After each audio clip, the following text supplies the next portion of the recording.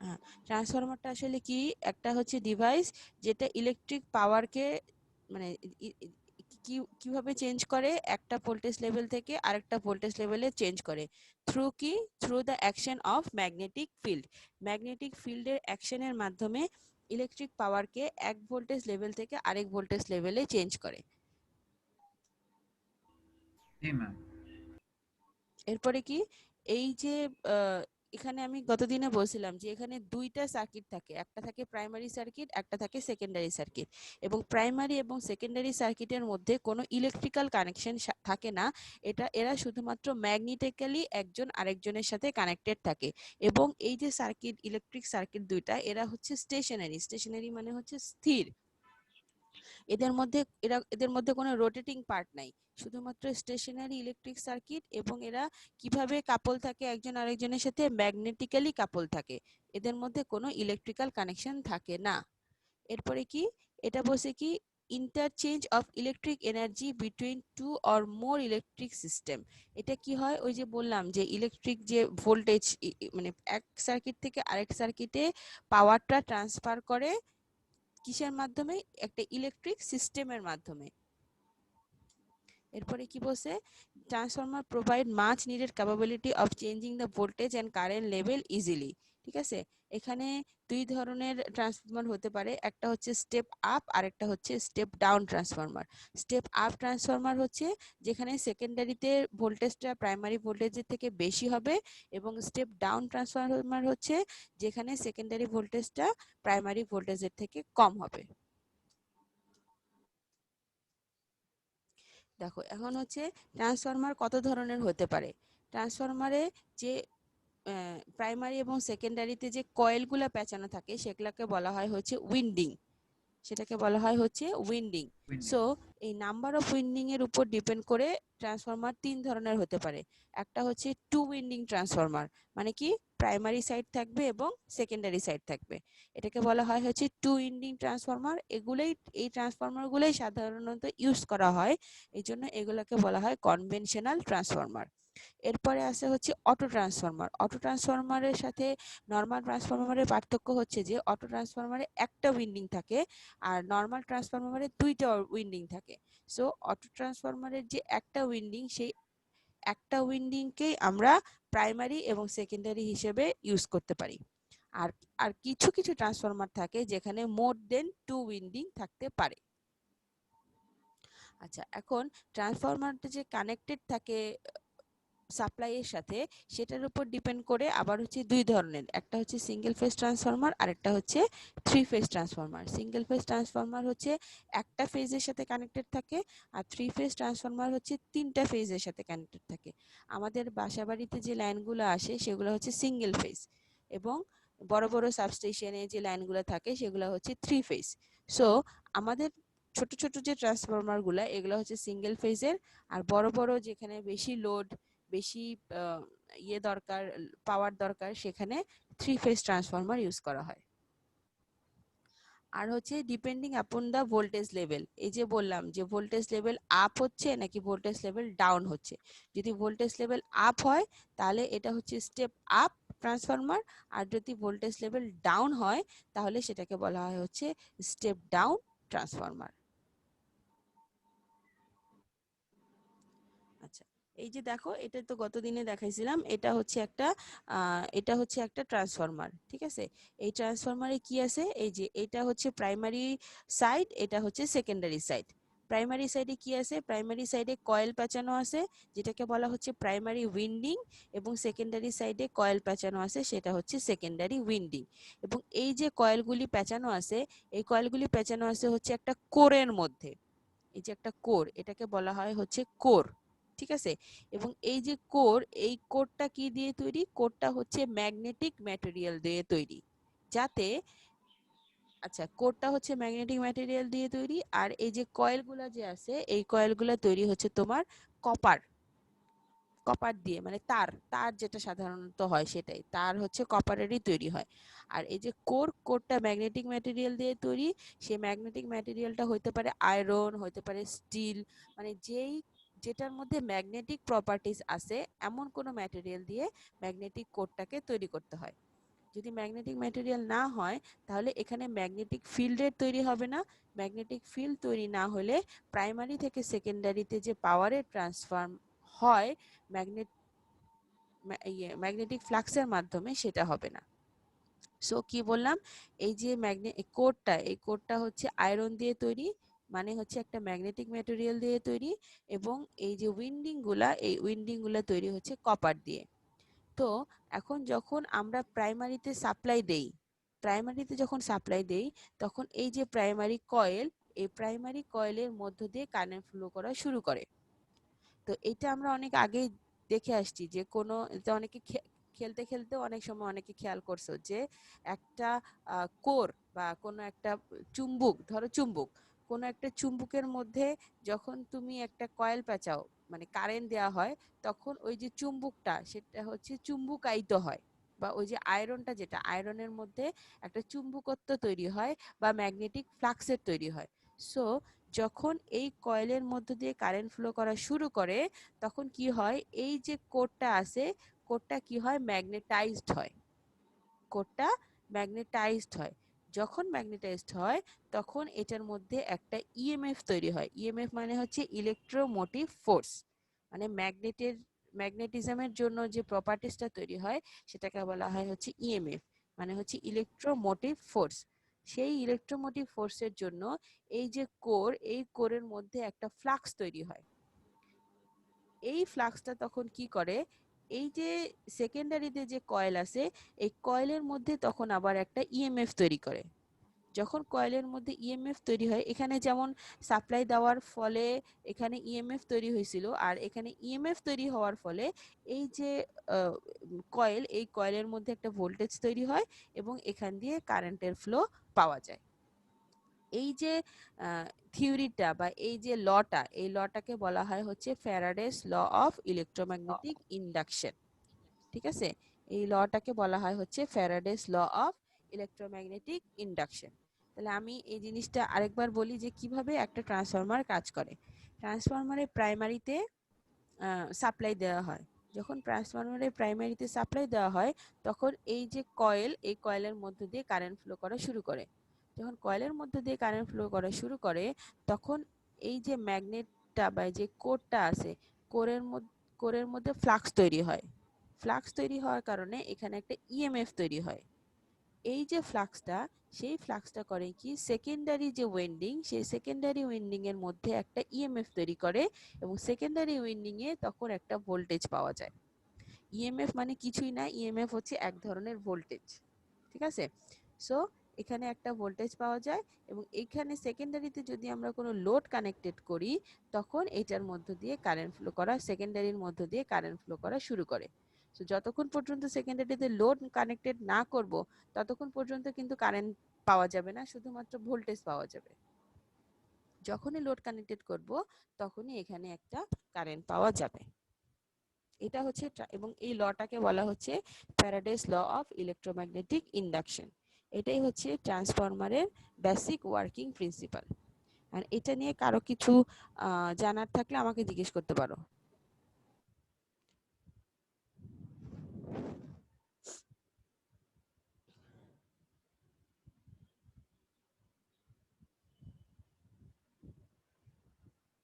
কারোরই কিছু জানার নাই?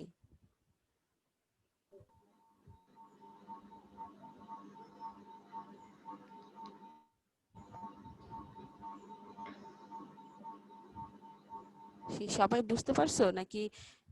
দুইটা হইতে পারে, একটা হচ্ছে বুঝতে পারছো, একটা হচ্ছে বুঝতে পারোনি। এখন কোনটা আমি তো বুঝতেছি না। জি ম্যাম, বুঝতে পারছি ম্যাম। কেউ একজন কেউ একজন একটু আমাকে বলবা যে কিভাবে আমি কি বললাম, মানে পুরো এক্স্যাক্টলি বলতে হবে না, মানে কিছু কিছু বলতে পারলেই হবে। ট্রান্সফরমারটা কিভাবে কাজ করে।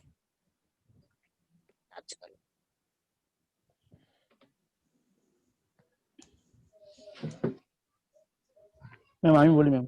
বলো। ম্যাম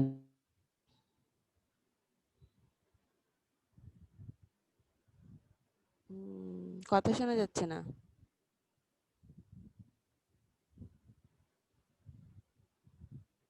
হ্যালো, মানে এটার মধ্যে ফ্লাক্স তৈরি হবে। সেই ফ্লাক্সটা ওই ম্যাগনেটিক ম্যাগনেটের মাধ্যমে সেকেন্ড কয়েলে যাবে, বা ওটাতে ইলেকট্রোমোটিভ ফোর্সের মাধ্যমে ভোল্টেজ ইনডিউস হবে ওই সেকেন্ডারি কয়েলে। হুম, দেন দেন ওটার মধ্যে কোনো আহ, আর কোনো রেজিস্ট্যান্স বা কিছু যুক্ত থাকলে ওইখানে কারেন্ট ফ্লো হবে, আর যদি না থাকে তাহলে কি হবে? ভোল্টেজ থাকবে না, শুধু ভোল্টেজ কারেন্ট থাকবে। ফ্লো হবে না। হ্যাঁ, গুড। ঠিক আছে, তাহলে এই যে যেটার মাধ্যমে প্রাইমারি থেকে সেকেন্ডারিতে পাওয়ারটা ট্রান্সফার হচ্ছে সেটাকে বলা হয় হচ্ছে মিউচুয়াল ইন্ডাকটেন্স বা মিউচুয়াল ফ্লাক্স। মিউচুয়াল কথাটার মানে কি? মিউচুয়াল কথাটার মানে হচ্ছে একজন আরেকজনের সাথে মানে আমরা বলি না যে মিউচুয়াল করে দিলাম, মানে একজন আরেকজনের সাথে যে এটা বাংলায় কি বলে,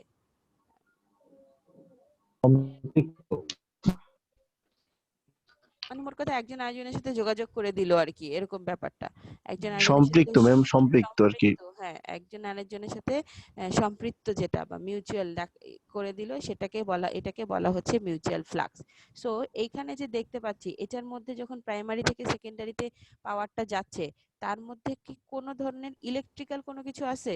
ইলেকট্রিক্যাল মানে কি? যেখানে তারের মাধ্যমে, যেখানে কোনো কিছু কন্ডাক্টরের মাধ্যমে যেখানে কারেন্টের ফ্লো হয় সেটাকে বলা হয় হচ্ছে ইলেকট্রিক্যাল।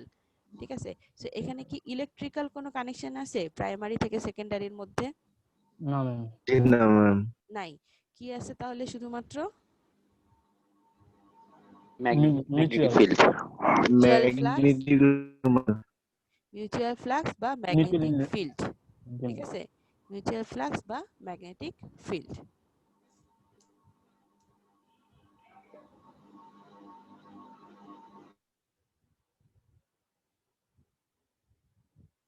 আচ্ছা, এখন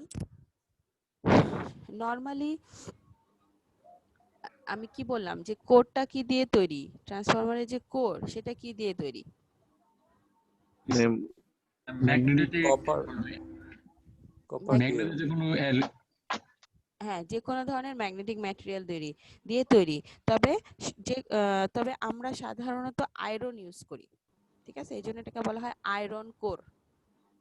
সাধারণত আমরা ইউজ করি হচ্ছে আয়রন। কি ইউজ করি? Iron, iron.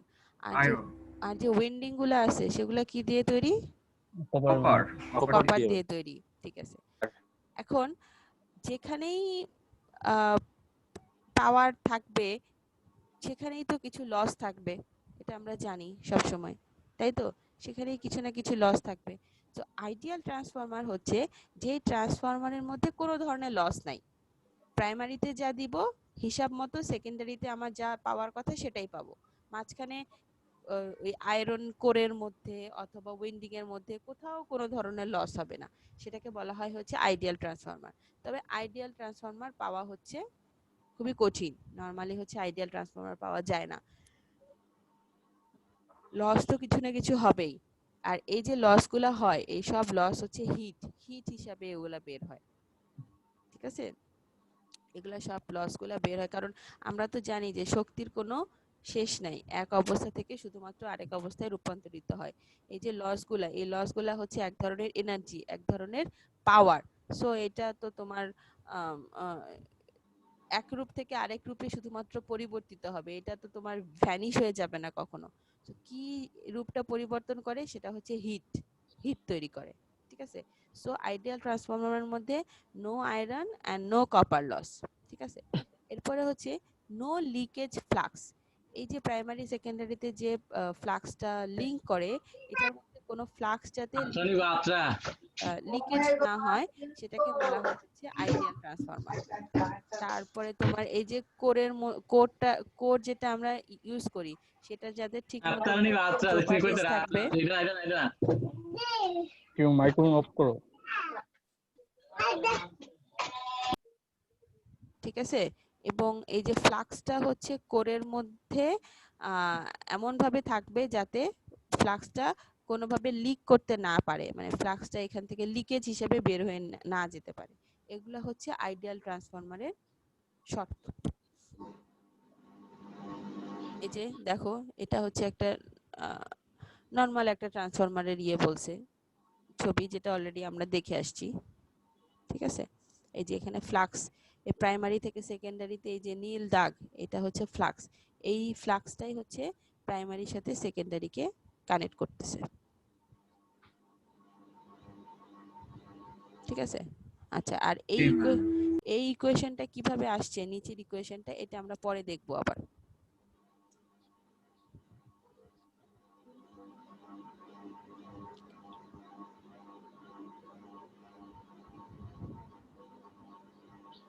এগুলো আমরা আবার পরে দেখব।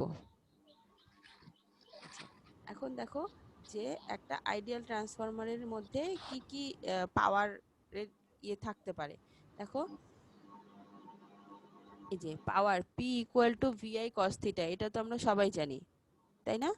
P ইকুয়াল টু জি ম্যাম। VI জি ম্যাম। cos থিটা, এটা তো আমরা সবাই জানি। সো ইনপুট পাওয়ার cos, এখানে cos থিটাটা কি? Ma'am angle ma'am, angle ma'am. কিসের অ্যাঙ্গেল? ভোল্টেজ এবং কারেন্টের ভোল্টেজের সাথে কারেন্টের যে অ্যাঙ্গেল। Good, very good. এটাকে, এটার একটা নাম আছে, এই অ্যাঙ্গেলটার একটা নাম আছে।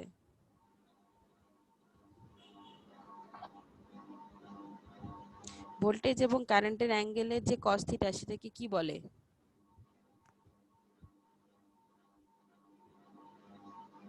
পাওয়ার ফ্যাক্টর পড়নি? জি মিস। হুম, জি ম্যাম। এই cos থিটাটাকে বলা হয় হচ্ছে পাওয়ার ফ্যাক্টর। ঠিক আছে, so P equal to V, primary যেহেতু, সেহেতু P in equal to VP IP cos theta P। ঠিক আছে, এবং এই যে cos থিটা এবং প্রাইমারি এবং সেকেন্ডারি যে থিটা, এটাকে একভাবে লিখছে হচ্ছে শুধুমাত্র থিটা হিসেবে প্রকাশ করছে। আচ্ছা, তোমরা এখানে একটা ইকুয়েশন শুধু মনে রাখো, সেটা হচ্ছে,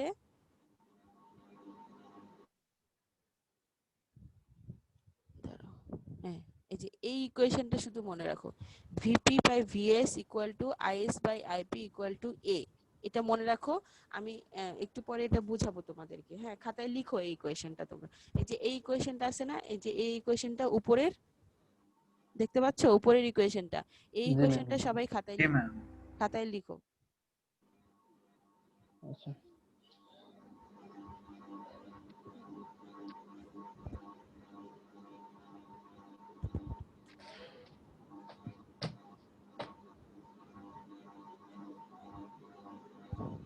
জেসি লিখছো?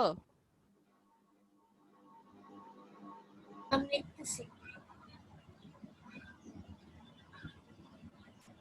চন্দনবালা?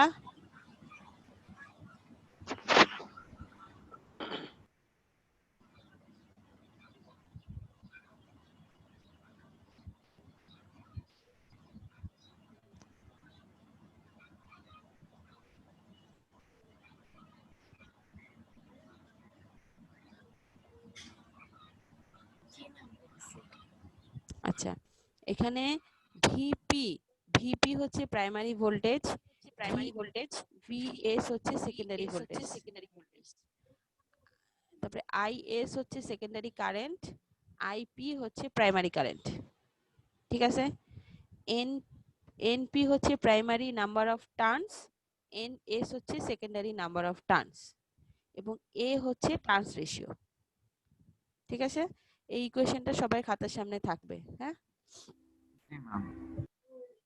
এখন দেখো, এখন তোমরা এইখানে যে ডিরাইভেশনটা আছে, এই ডিরাইভেশনটা তোমরা নিজে নিজে দেখো, যেই জায়গাটা বুঝতে পারবা না সেই জায়গাটা আমাকে বলবা। ওকে।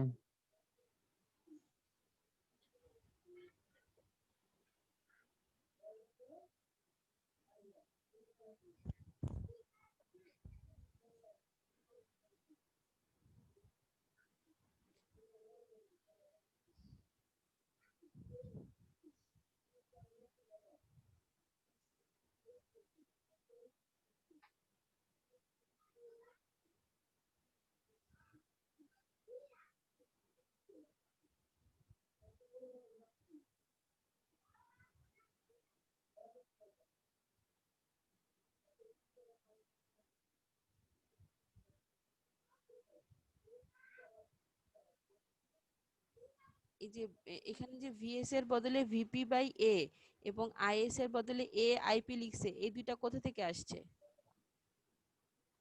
ম্যাডাম আমরা যেটা লিখেছি ওই সূত্র থেকে ma'am, BP by BS equal to A, good, very এখান গুড, থেকে ম্যাম। Very good. হ্যাঁ,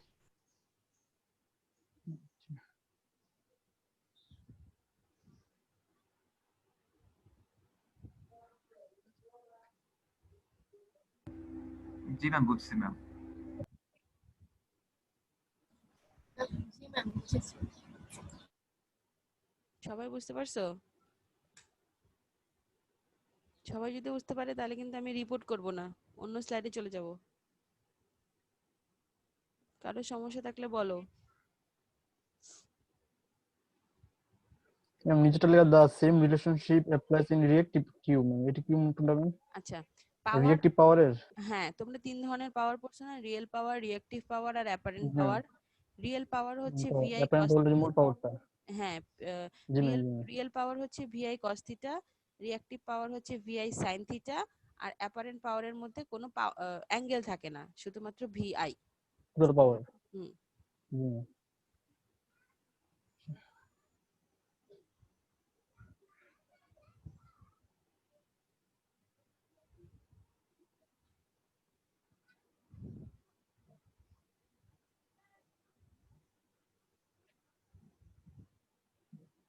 ঠিক আছে সবার?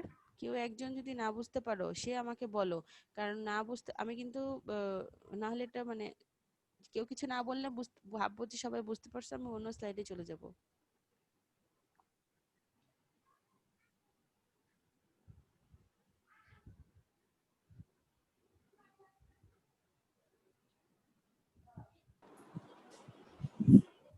ম্যাম, বুঝেছি।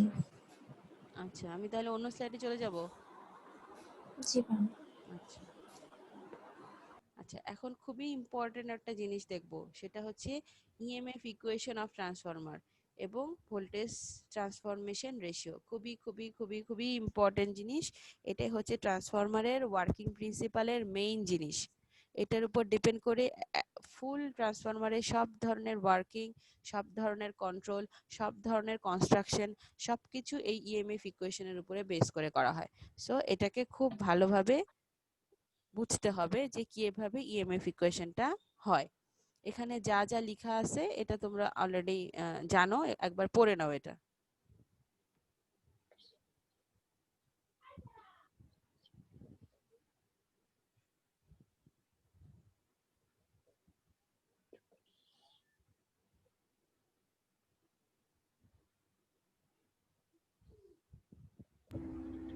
জি ম্যাম, এটা মাত্রই বলছেন কিছুক্ষণ আগে।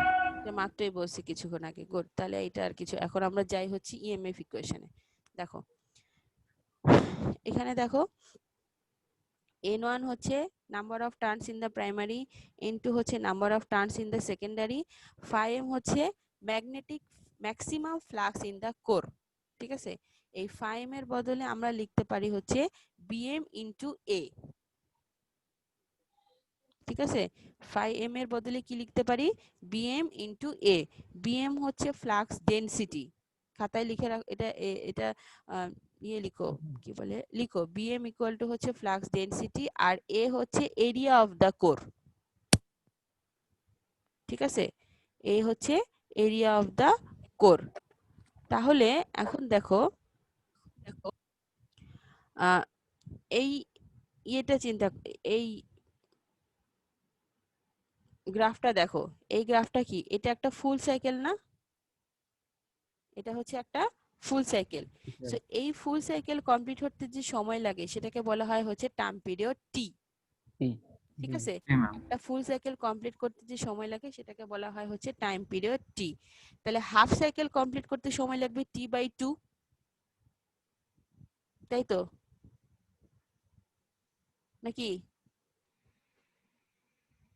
যদি ফুল সাইকেল কমপ্লিট করতে সময় লাগে টি, তাহলে হাফ সাইকেল কমপ্লিট করতে কি তার অর্ধেক লাগবে না?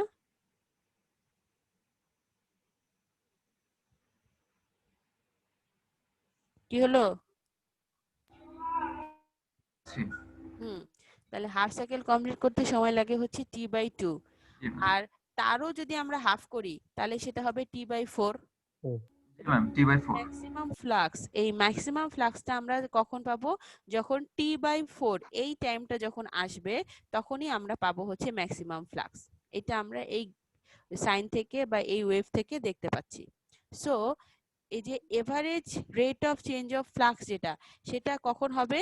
যখন φm ডিভাইডেড বাই হচ্ছে T/4 এই টাইমে যখন আসবে সেটাকে বলা হবে হচ্ছে average rate of change of flux. কারণ আমরা জানি সাইন ওয়েভের ক্ষেত্রে এভারেজ ভ্যালু বের করতে গেলে ফুল ওয়েভের জন্য বের করলে হয় না, বের করতে হয় হচ্ছে হাফ ওয়েভের জন্য।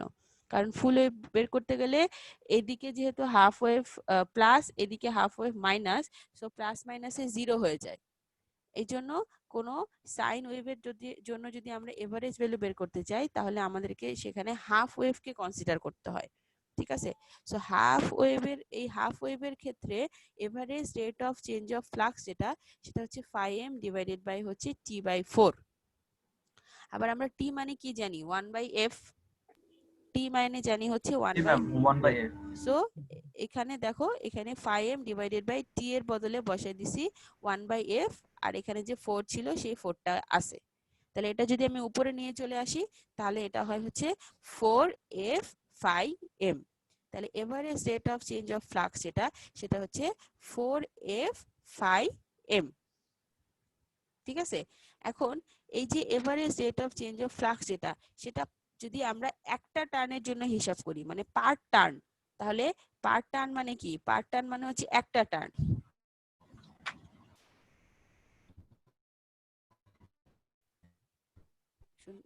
শুনতে পাচ্ছো?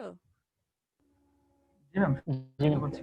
আচ্ছা, এখানে পার টার্ন মানে কি? একটা টার্ন। হ্যাঁ, সেজন্য দেখো দেয়ারফর এভারেজ ইএমএফ পার টার্ন, একটা টার্নের জন্য হচ্ছে 4f φm, কারণ এখানে নাম্বার অফ টার্ন যেহেতু 1, সো এখানে একটা 1 আছে। সো 1 থাকা বা না থাকা একই কথা। এখন যদি আমি বলি যে এভারেজ ইএমএফ ফর 2 টার্নস, তখন এটা কি হবে? 2 দিয়ে গুণ হবে ম্যাম এটা। 2 দিয়ে গুণ হবে। 8 যদি বলি 4 টার্ন, তাহলে এটা 4 দিয়ে গুণ হবে, তাই তো? জি 16 ম্যাম তাহলে এখন যদি বলি আমি average EMF for primary side, তখন কি হবে? বুঝিনি প্রাইমারি ম্যাম। সাইডে যা থাকবে তা দিয়ে গুণ হবে। যদি বলি average EMF in the primary side, তখন এই ইকুয়েশনটা কি হবে? যতগুলো টার্ম থাকবে ততগুলো দিয়ে গুণ হবে। হ্যাঁ, তো এখানে প্রাইমারি সাইডের টার্মসকে আমরা কত দিয়ে, কি দিয়ে প্রকাশ করছি? n1। n1 দিয়ে। তাহলে এখানে কি হবে তখন? এটা কি দিয়ে গুণ হবে?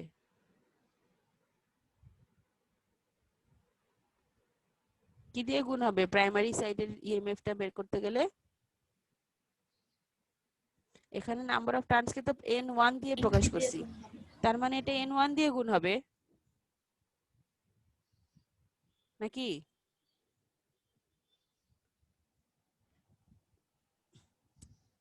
হুম, আচ্ছা। আর যদি বলি average EMF for secondary side, তখন এটা কি দিয়ে গুণ হবে?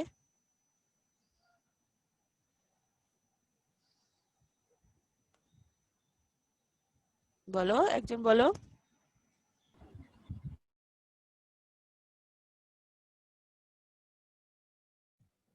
আমার কানেকশনটা বারবার চলে যাচ্ছে। আচ্ছা, শুনতে পাচ্ছো? কিছুক্ষণ দেখতে পারতেছি না, বা কিছুক্ষণ হ্যাঁ, আমার কানেকশনটা বারবার চলে যাচ্ছে। 4 থেকে 5 পেজ ম্যাম মিস করে ফেলছি।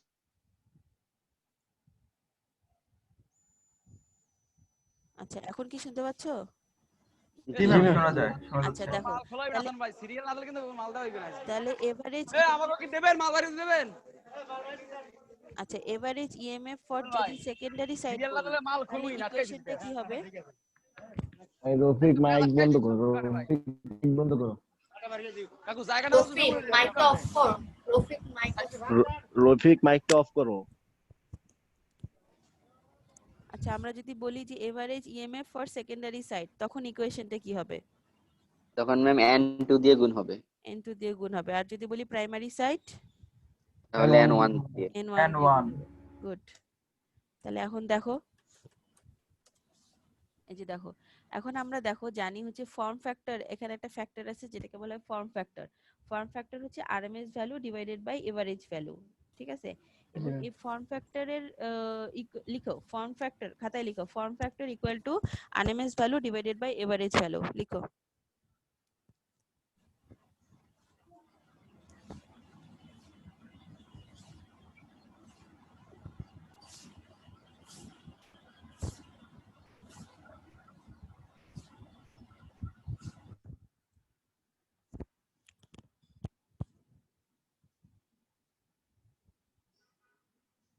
লিখছো?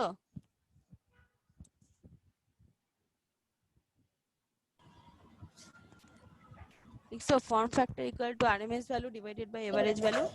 জি ম্যাম দেখেছি। আচ্ছা, তাহলে আরএমএস ভ্যালু ইকুয়াল টু কি হবে? Form factor into average value হবে না?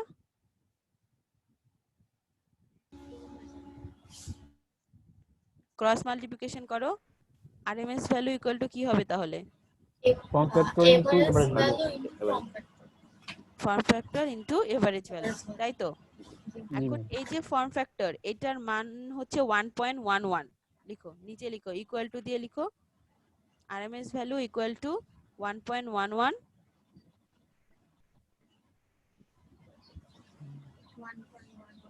ইনটু এই যে এভারেজ ভ্যালু পার টার্ন, এটা আমরা একটু আগে কি দেখে আসছি, এটার কত ছিল? একটু আগে কি দেখছি? এভারেজ ভ্যালু পার টার্ন, এভারেজ ভ্যালু পার টার্ন, এটা কত ছিল?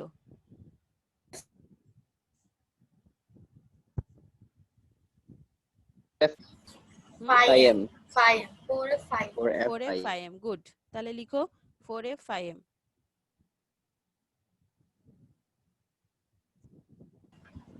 তাহলে এখন এই দুইটা গুণ করলে কি হয়? 144 F5. 4.44 F5.4f5m, তাই তো? জি, ma'am. হুম, তাহলে এটা হচ্ছে এভারেজ ভ্যালু পার টার্ন, সরি আরএমএস ভ্যালু পার টার্ন, rms হ্যাঁ আরএমএস ভ্যালু পার টার্ন, ঠিক আছে? এখন এই যে আরএমএস ভ্যালু পার টার্ন, এটাকে আমরা বলি হচ্ছে প্রাইমারি ইএমএফ E1 বা প্রাইমারি ভোল্টেজ V1। তাহলে এখন লিখো E1 ইকুয়াল টু 4.44 F5m, মানে হচ্ছে EMF in the EMF per turn বা RMS value of EMF per turn। এই যে যেটা আমরা বের করতেছি RMS ভ্যালু, এগুলো এটা হচ্ছে EMF এর, তাহলে RMS value of EMF per turn equal to 4.44 F5m।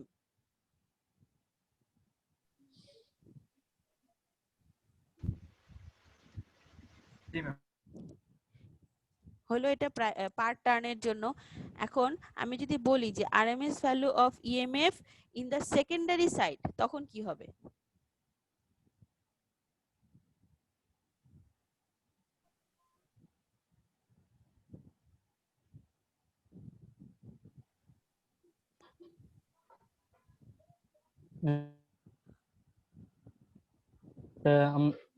আমরা এখানে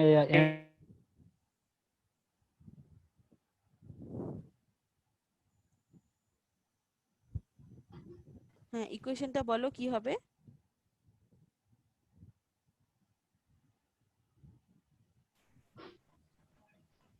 RMS value of induced EMF in the secondary side, এটার ইকুয়েশনটা কি হবে? 4. E2, এটাকে আমরা প্রকাশ করব হচ্ছে E2 দিয়ে, যেহেতু সেকেন্ডারি সাইড এটাকে প্রকাশ করব E2 দিয়ে।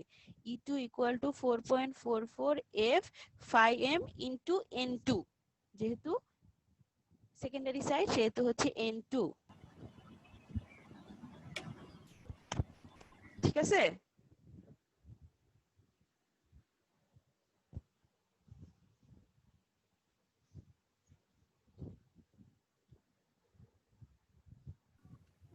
তরিকুল হাসান,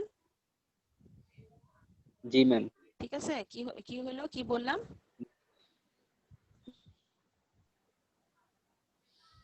আচ্ছা, তাহলে এখন যদি RMS value of EMF in the primary side বলি, তাহলে ইকুয়েশনটা কি হবে?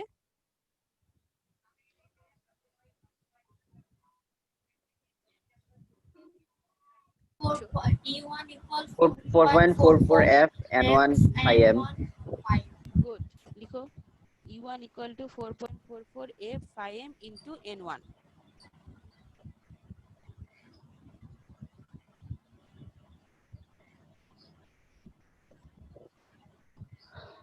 লিখছো? জি আচ্ছা, ম্যাম জি ম্যাম এখন দেখেছি। E1 এর যে ইকুয়েশনটা E1 সেটাকে দাও ইকুয়েশন নাম্বার 1, আর E2 যেটা হয়েছে সেটাকে দাও হচ্ছে ইকুয়েশন নাম্বার 2।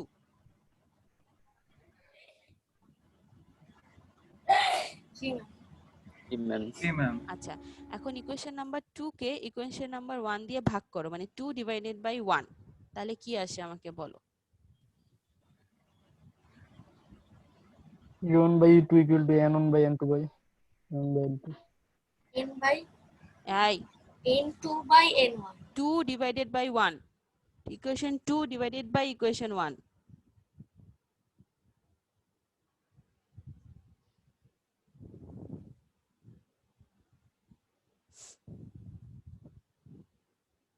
কি আসছে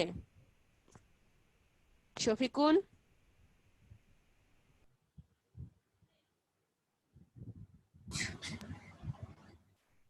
কি আসছে? এতক্ষণ লাগে? ম্যাম বলেছি। Ma'am, বলো, আমি শুনতে পাইনি, হয়তো বা নেটের আচ্ছা। সমস্যা। E2 by E1 equal N2 by N1. G ma'am. কি আসে? E2 by E1 equal 1 to equal to N2 by N1। এই যে দেখো, এই যে আমরা E1 এবং E2 এই যে ইকুয়েশন দুইটা বের করছি, এই ইকুয়েশন দুইটাকে বলা হয় হচ্ছে ইএমএফ ইকুয়েশন। এটা সব সময় মনে রাখবা। এখানে E1 এবং E2 এই যে ইকুয়েশন দুইটা বের করছি, মানে 4.44 F N1 phi M এবং 4.44 F N2 phi M, এইগুলা হচ্ছে তোমার, এই ইকুয়েশন গুলাকেই বলা হয় হচ্ছে ইএমএফ ইকুয়েশন। যদি কখনো ডিরাইভেশন করতে বলা হয় ইএমএফ ইকুয়েশনের, তাহলে এই পর্যন্ত কিন্তু আমাদেরকে ডিরাইভেশনটা করতে হবে, ঠিক আছে? এরপরে আমরা ইকুয়েশন 2 কে ইকুয়েশন 1 দিয়ে ভাগ করার পরে কি পাইলাম? E2 by E1 equal to N2 by N1। এই যে E2 বাই E1 এইটাকে আমরা আবার লিখতে পারি হচ্ছে V2 বাই V1। E এবং V এই দুইটা হচ্ছে একই, সো E দিয়েও লিখতে পারি আমরা, আবার V দিয়েও লিখতে পারি, দুইটা হচ্ছে সেম, ঠিক আছে? Ma'am, V voltage V V ma'am. V হ্যাঁ, ভোল্টেজের V, ঠিক Ma'am, আছে? electromotive force একটু বলা যায় ম্যাম, অনেক ইউজ ইলেকট্রোমোটিভ ফোর্স হচ্ছে তোমার ম্যাগনেটিক প্রপার্টিজ বা ম্যাগনেটিক ফ্লাক্সের জন্য ওখানে যে ফোর্সটা তৈরি হচ্ছে সেটাকে বলা হয় হচ্ছে ইলেকট্রোমোটিভ ফোর্স,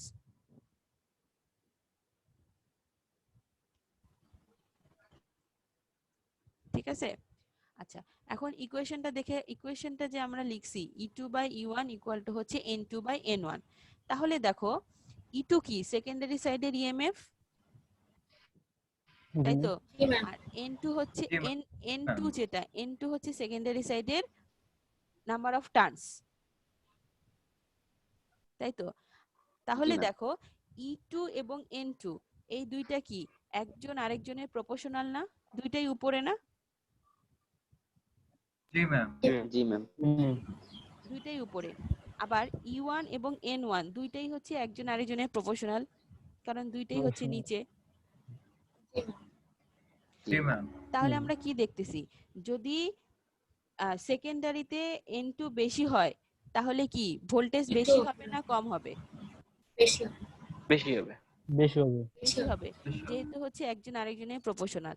আবার সেকেন্ডারি ভোল্টেজ যদি, সেকেন্ডারি নাম্বার অফ টার্নস যদি কমে যায়, তাহলে সেকেন্ডারিতে ভোল্টেজ কি হবে? বাড়বে না কমবে?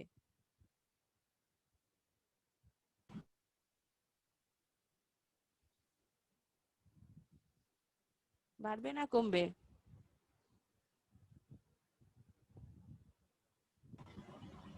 সেকেন্ডারিতে নাম্বার অফ টার্নস যদি কমে যায় তাহলে ভোল্টেজ কি হবে? বাড়বে না কমবে? কমে যাবে ম্যাম। কমে যাবে, কমে যাবে। কমে যাবে। গুড। তার মানে আমরা কি দেখতে পারতেছি? এই যে সেকেন্ডারিতে ভোল্টেজটা বাড়বে নাকি কমবে, এটা ডিপেন্ড করতেছে কার উপরে?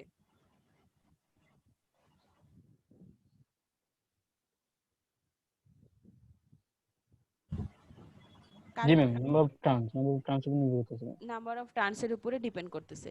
তার মানে আমরা দেখতেছি যে সেকেন্ডারিতে যদি নাম্বার অফ টার্নস প্রাইমারি থেকে বেশি হয় তাহলে সেটা হবে স্টেপ আপ, আর সেকেন্ডারি নাম্বার অফ টার্নস যদি প্রাইমারি নাম্বার অফ টার্নসের থেকে কম হয় সেটা হবে হচ্ছে step down, step down. Down. Down. তাই না? এই যে দেখো নিচের যে দুইটা লাইন, এই দুইটা লাইন কিন্তু সেই কথাটাই লেখা আছে, একটু পড়ো।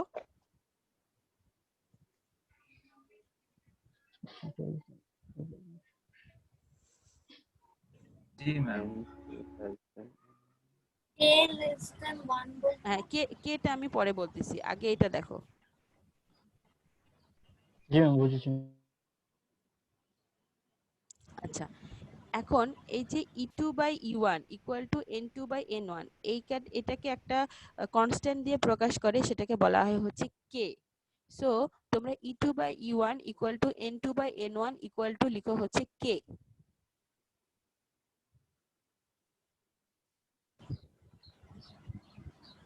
লিখছো কে?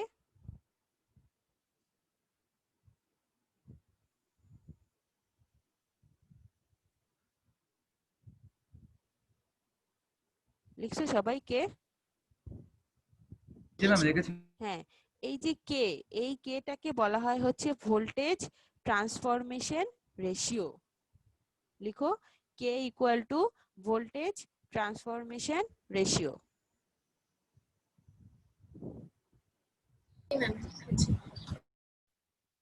আচ্ছা, এখন একটু আগে যে একদম শুরুতে আমরা একটা ইকুয়েশন লিখছিলাম,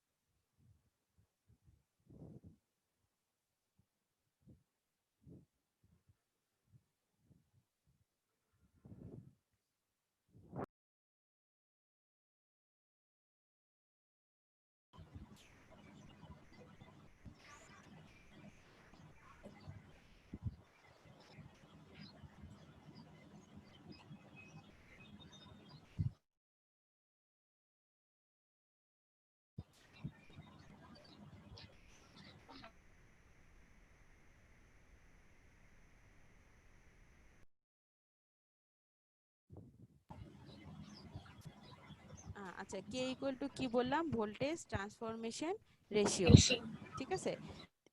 আর একটু আগে একদম শুরুতে আমরা একটা ইকুয়েশন লিখছিলাম, সেটা দেখো, ওইটা কি ছিল দেখো তো? ওইটা ছিল VP/VS, তাই না? ওটা লেখা ছিল VP/VS, जी মানে मैम। Primary by secondary. আর এখন যে ইকুয়েশনটা আমরা বের করলাম সেটা দেখো সেকেন্ডারি বাই প্রাইমারি, প্রাইমারি। জি ম্যাম। কি না? জি ম্যাম। জি ম্যাম। যদি আমরা প্রাইমারি বাই সেকেন্ডারি দিয়ে যদি ইকুয়েশনটা লিখি তখন ওটা হবে হচ্ছে এ। এ মানে হচ্ছে টার্নস রেশিও। ওই উপরে ব্র্যাকেটে লিখো এ ইকুয়াল টু টার্নস রেশিও।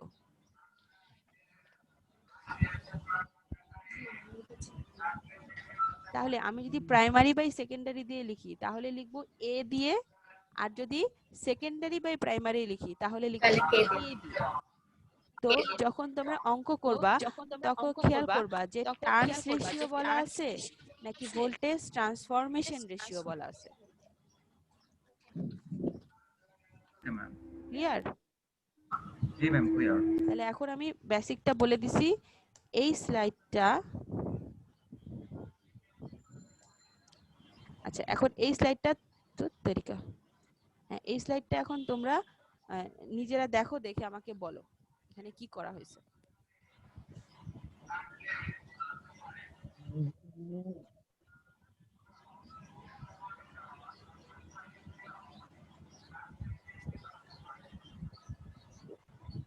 আমি এখানে P1 ইকুয়াল টু P2 কেন লিখছি?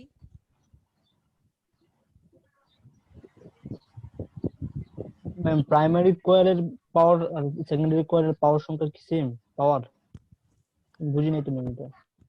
ট্রান্সফরমারের নিয়মিত হচ্ছে পাওয়ারের কোনো চেঞ্জ হবে না, প্রাইমারিতে যে পাওয়ার থাকবে সেকেন্ডারিতে সেম পাওয়ার থাকবে, এই জন্য লিখছি P1 equal to P2,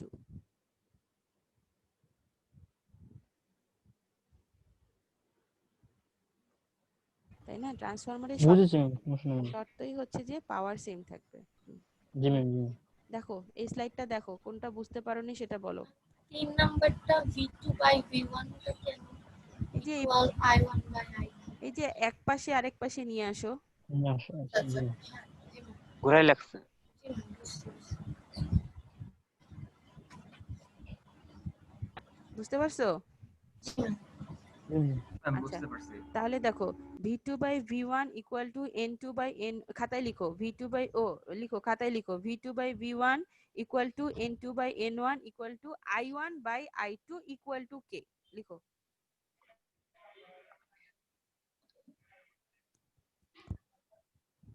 G ma'am, লিখছি। তাহলে দেখো ভোল্টেজের ক্ষেত্রে সেকেন্ডারি উপরে, নাম্বার অফ টার্নস এর ক্ষেত্রে সেকেন্ডারি উপরে, কারেন্টের ক্ষেত্রে কিন্তু উল্টা। খেয়াল করছো কিনা? জি ম্যাম, জি ম্যাম। জি কারেন্ট ম্যাম উল্টা। প্রাইমারি উপরে সেকেন্ডারি নিচে। তার মানে কি, ভোল্টেজ যদি আমি প্রাইমারি সেকেন্ডারিতে বাড়াই তাহলে সেকেন্ডারির কারেন্ট কি হবে?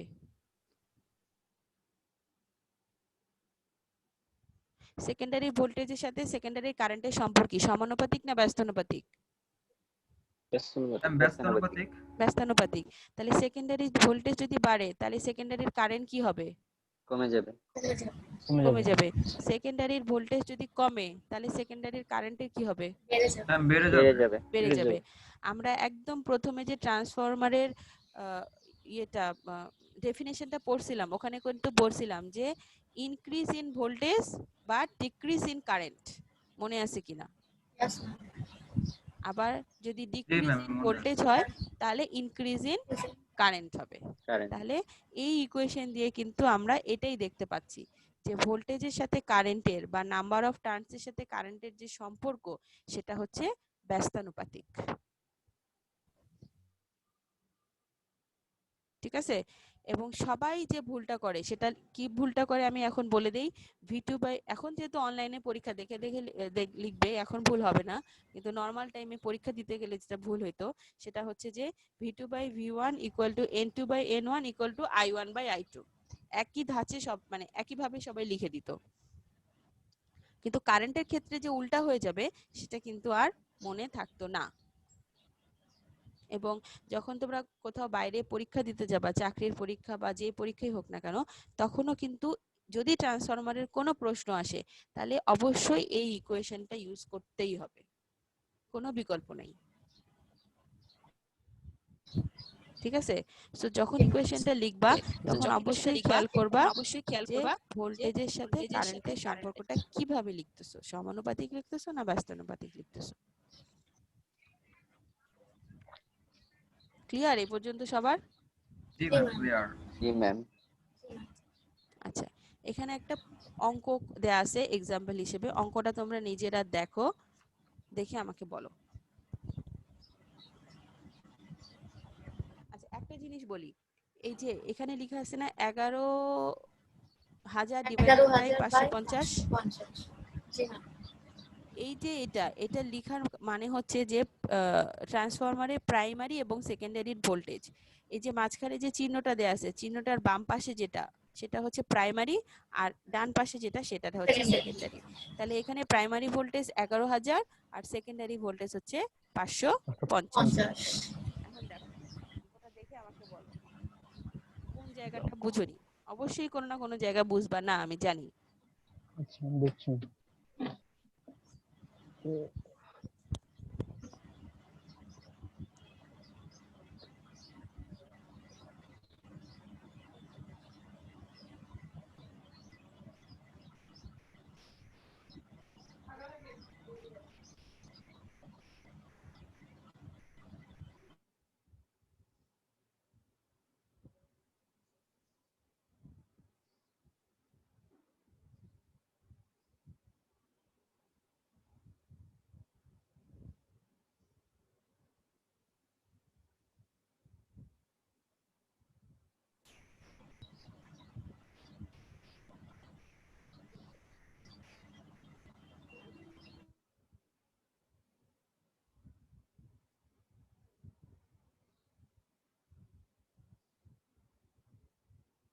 টোয়েন্টি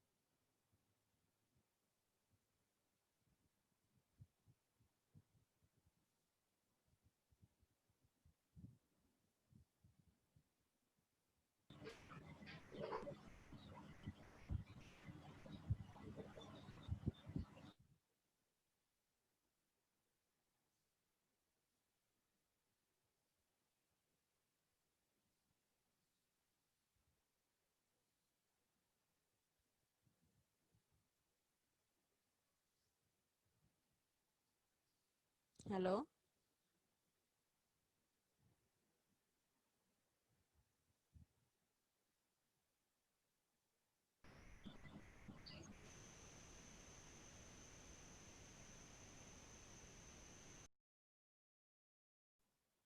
হ্যালো,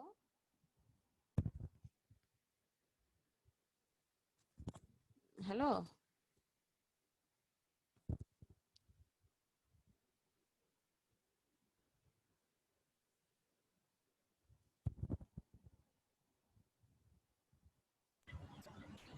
হ্যালো, শোনা যাচ্ছে?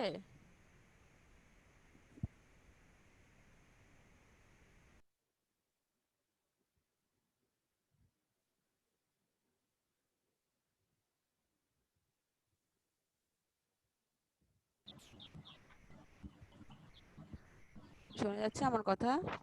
জি ম্যাম, শোনা যাচ্ছে। আচ্ছা, আমার আমার মনে হয় নেটে একটু সমস্যা, বুঝছো?